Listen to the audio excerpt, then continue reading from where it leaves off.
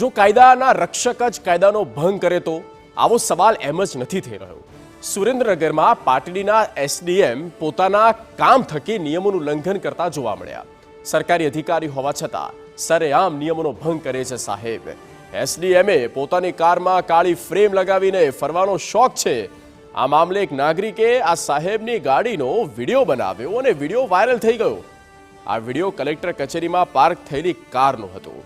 આ મુદ્દે તરત કાર્યવાહી કરવામાં આવી અને એસડીએમની કારમાંથી તરત બ્લેક ફ્રેમને હટાવી લેવામાં આવી. સામાન્ય માણસ ઝડપાય તો પોલીસ કડકાઈથી વર્તે અને તરત દંડાત્મક કાર્યવાહી કરે, જ્યારે એસડીએમને કોઈ પણ દંડ વગર માત્ર બ્લેક ફ્રેમ દૂર કરી દેવામાં આવી. આરટીઓના નિયમ વિરુદ્ધ સરકારી કારના કાચ કાળા હોય તેમને કોઈ નિયમ નહીં લાગુ પડતા પોલીસની કામગીરી પર સવાલ થઈ રહ્યા છે. પોલીસે કેમ સામાન્ય માણસ સાથે થાય તેમ કાર્યવાહી ના કરી?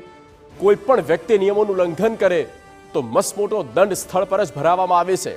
પરંતુ લાગે છે કે એસડીએમ સાહેબ નિયમોથી પર છે, કાં તો પછી તેમના વિરુદ્ધ કાયદેસરની કાર્યવાહી કરવામાં પોલીસ ખાતાને જ ડર લાગી રહ્યો છે.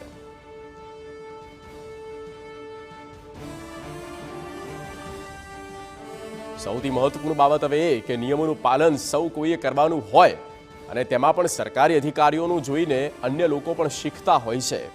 આ કેસમાં જેના માથે શહેરની જવાબદારી હોય તેના એસડીએમ જ આરટીઓના નિયમોનું સરેઆમ એસી તેસી કરે તો પછી સામાન્ય માણસ પાસે સરકાર નિયમોના પાલનની અપેક્ષા કઈ રીતે રાખે? જરૂરી એ છે કે સરકાર આવા અધિકારીઓને જે પ્રકારે તેઓ સમજે તે પ્રકારે સમજાવવામાં આવે અને કાર્યવાહી નિયમ પ્રમાણે સામાન્ય માણસને પણ સંદેશ આપે કે કોઈ પણ વ્યક્તિ પોતાને નિયમથી ઉપર ના સમજે પછી ભલે તે આ એસડીએમ જ કેમ ના હોય.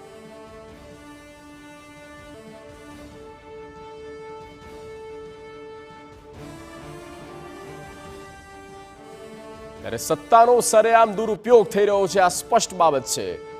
એસડીએમને સત્તાનો નશો હોય તેવું લાગી રહ્યું છે. નિયમોની એસી તેસી કેમ કરવામાં આવી? શું આરટીઓના નિયમથી સાહેબ અજાણ છે?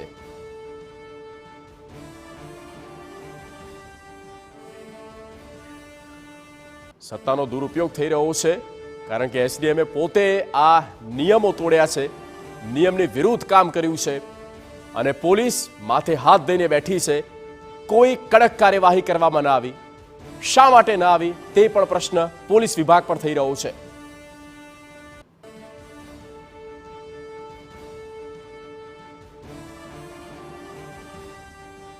તો જોયું આપણે કઈ રીતે આ સત્તાનો દુરુપયોગ થઈ રહ્યો છે કે એસડીએમ જે પોતે સરકારી પદ પર છે, જેમણે કમસે કમ આ પ્રકારના નિયમોનું તો કડકાઈથી પાલન કરવું જોઈએ, પણ તેઓ પોતે દુરુપયોગ કરી રહ્યા છે.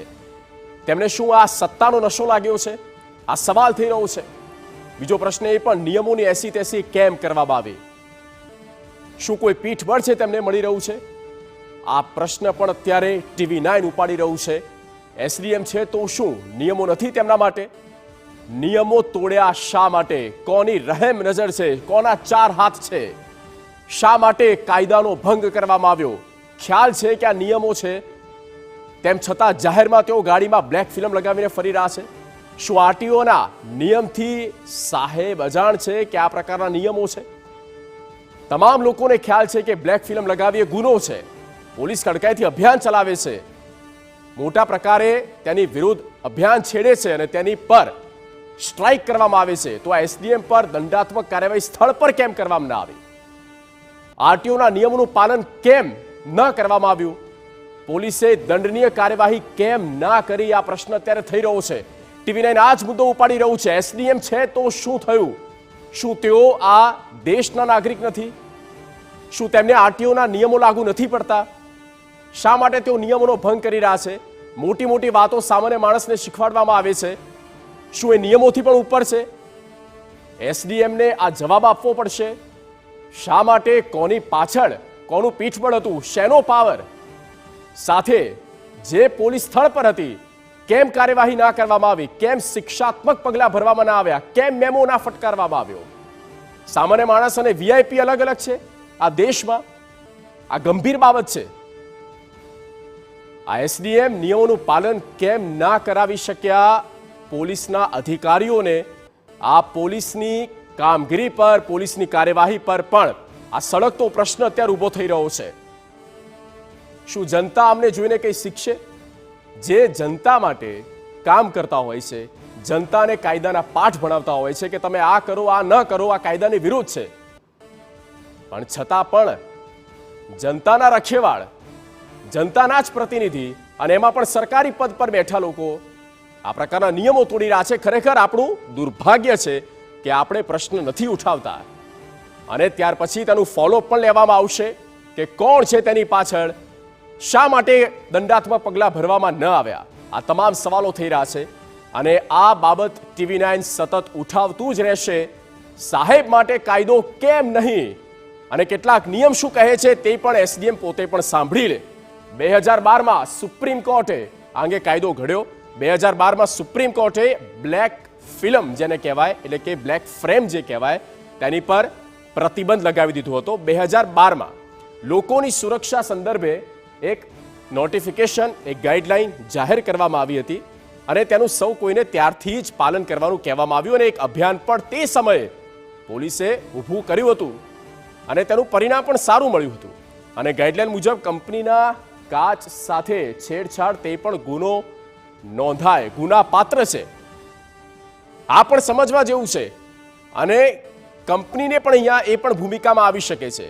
નિયમ શું કહે છે? મોટર વ્હીકલ એક્ટના સેક્શન 172 અને 177 મુજબ દંડની જોગવાઈ છે. તમામ લોકો આપણે સમજી રહ્યા છીએ, સાંભળી રહ્યા છે. SDM અને પોલીસ અધિકારી પણ જરા આ નિયમો ફરી એક વખત તેમના ધ્યાનમાં લઈ લે. એ પણ જરૂરી છે કે આ પ્રકારના કાયદા છે, આ પ્રકારના નિયમ છે, કારણ કે તમે નિયમોનું ભાન કરાવી રહ્યા છો તો દંડ તો કરો.